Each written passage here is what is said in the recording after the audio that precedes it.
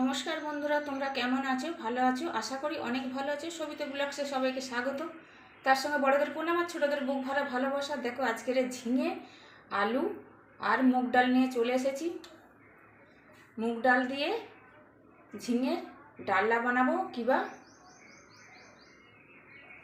ডাললাই বলা যায়। তো দেখো কেমন করে বানাতে হবে। আর তোমরা ডাল কম নিতে পারো, আমি একটু বেশি নিয়েছি, ভালো লাগে। আর ঝিঙে দেখো, ঝিঙে একটু ছাল সমেত রাখলে না আমার খুব ভালো লাগে। তো এই জন্য আমি একটু ছাল সমেত রেখেছি আর ভালো করে ধুয়ে নিয়েছি। আর ঝিঙে কিন্তু এরমভাবেই কেটে নিতে হবে।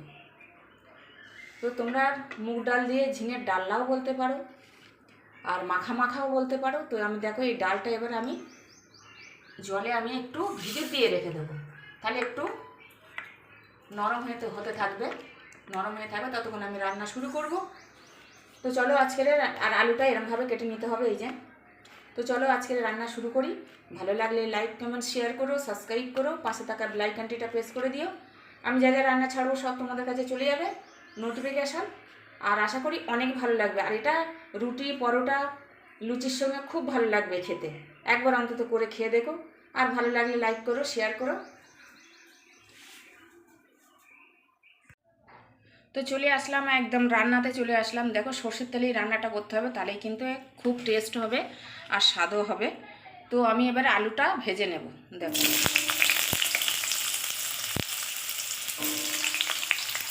একটু লবণ দিয়ে দেব, একটু হলুদ দিয়ে দেব, দিয়ে আলুটা আমি হালকা করে ভেজে নেব।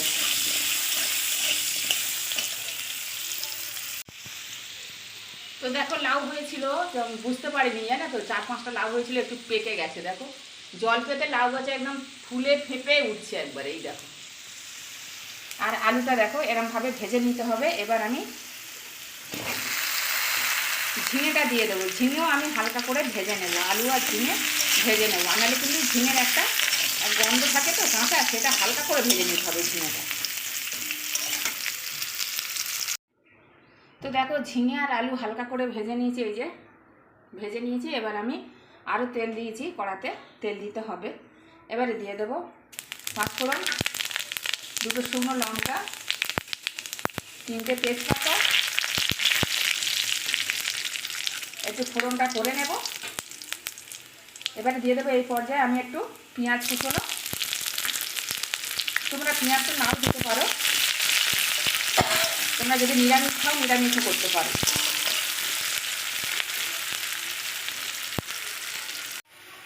তো দেখো পেঁয়াজটা কিন্তু এরকম হালকাই ভাজতে হবে, এরকম হালকাই ভাজতে হবে, আর এরকম সরু সরু করেই কাটতে হবে।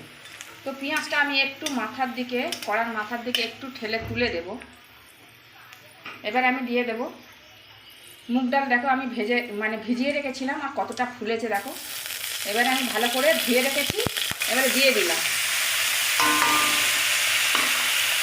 এবার মুগ ডাল আর পেঁয়াজটা একটু ভেজে নেব। তো দেখো ডালটা ভাজা হয়ে গেছে, সুন্দর গন্ধ বেরিয়েছে। এইবার আমি দিয়ে দেব ঝিঙে। ঝিঙেগুলো দিয়ে দিলাম। ঝিঙে দিয়ে একটু নাড়াচাড়া করে নেব।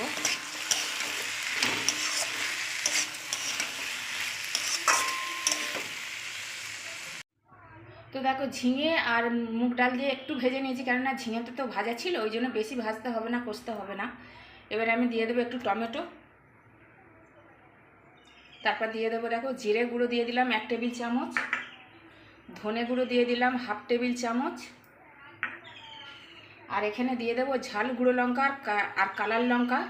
ঝাল গুঁড়ো লঙ্কা 1/2 টেবিল চামচ, আর কালার লঙ্কা 1/2 টেবিল চামচেরও কম। আর দিয়ে দেবো একটু আদা গ্রেট করে রেখেছিলাম, সেটা দিয়ে দিলাম। এটাকে আমি ভালো করে কষিয়ে নেব। এবার আমি একটু জল দিয়ে দেব, অল্প করে জল দেব, নিচেটা না ধরে যায়। এবারে দিয়ে দেবো আমি পরিমাণ মতো লবণ দিলাম, আর দিয়ে দেবো একটু 1/2 টেবিল চামচ গুঁড়ো লঙ্কা, দিয়ে দেবো ভাজা আলু। এবার আমি আস্তে আস্তে গ্যাসটা সিমে দিয়ে এবার কষতে হবে, ঢাকা দিয়ে।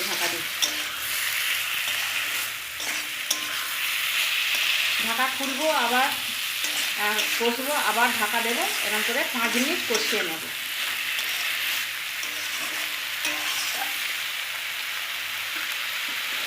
তো গ্যাসটা সিমে রাখতে হবে। চাপা দিয়ে দিলাম, চাপা দিয়ে কষে নেব। তো দেখো 5 মিনিট ধরে আমি ঢাকা দিয়েছি, আবার খুলেছি আর একটু নেড়ে দিয়েছি, কষিয়েছি। দেখো ডালটা একদম অর্ধেকটা গলে গেছে, দেখো সুন্দরভাবে। আর আস্তে আস্তে করতে হবে। আর এদিকে আমি গরম জল করে নিয়েছি, দেখো এই যে একটা গামলাতে গরম জল করে নিয়েছি, কিন্তু গরম জল দিতে হবে। গ্যাসটা একটু জোরে দিয়ে দেবো। আর এবারে এই গরম জলটা আমি ঢেলে দেব। অবশ্যই গরম জল দিতে হবে, একটু জল বেশি লাগবে। ডাল তো ঘন হয়ে যাবে, বসে যাবে। একটু পাতলা রাখলে তারপর ভাত খাওয়ার সময়, রুটি খাওয়ার সময় দেখবে যে ওটা ঠিক হয়ে গেছে। এবারে দিয়ে দেব কটা কাঁচা লঙ্কা দিয়ে দিলাম, আর দিয়ে দেবো একটু মিষ্টি। আমি কিন্তু বাতাসা দিই। এটা আবার চাপা দিয়ে আমি একটু করে নেব রান্না। এবারে দিয়ে দেবো লাস্টে একটু ঘি দিয়ে দেবো। আর এই ভাজা মশলা দেওয়ার কোনো দরকার নেই। আর এইগুলোই যা দিয়েছি এতেই, মানে এরম করেই তোমরা করে খাবে, হেভি টেস্ট হবে, দুর্দান্ত টেস্ট। আর দারুণ গন্ধ বেরিয়েছে। ভাজা মশলা দেওয়ার কোনো দরকার নেই। এবার আমি গ্যাসটা অফ করে দেব। গ্যাস অফ করে দিলাম। তো আজকের মতন আসছি, টাটা। তোমরা সবাই ভালো থেকো, সুস্থ থেকো। আর এরম করে রেসিপি করে খেয়ে দেখো, আর আমাকে কমেন্ট করো কেমন হয়েছে। আমাকে কমেন্ট করে জানাবে। কমেন্ট করতে কিন্তু ভুলবে না, ঠিক আছে? চলো তোমরা সবাই ভালো থেকো। আজকের মতন আসছি, এবার দেখা হবে পরের ভিডিওয়।